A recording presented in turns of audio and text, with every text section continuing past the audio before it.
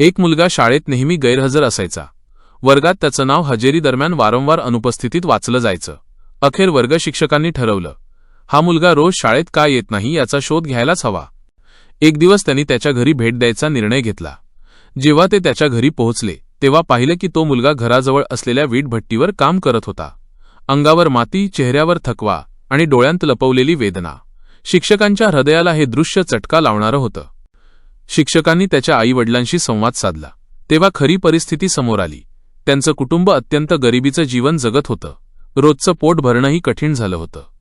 त्यामुळेच मुलगा शाळा सोडून कामाला जात होता. शिक्षकांनी त्याच्या आईवडिलांना समजावलं, प्रेरित केलं. शिक्षणाचं महत्त्व आणि भविष्यातील शक्यता त्यांना समजावून सांगितल्या.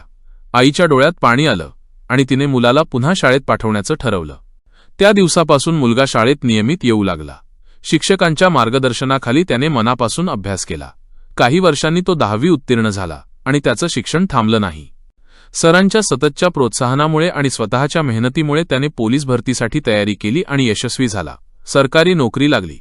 तोच मुलगा आता गणवेशात देशाची सेवा करतोय. या गोष्टीतून काय शिकायला मिळतं? योग्य वेळी दिलेलं मार्गदर्शन, शिक्षकांची संवेदनशील नजर आणि पालकांची थोडी जाणीव यामुळे एका गरीब मुलाचं आयुष्य पूर्णपणे बदलू शकतं.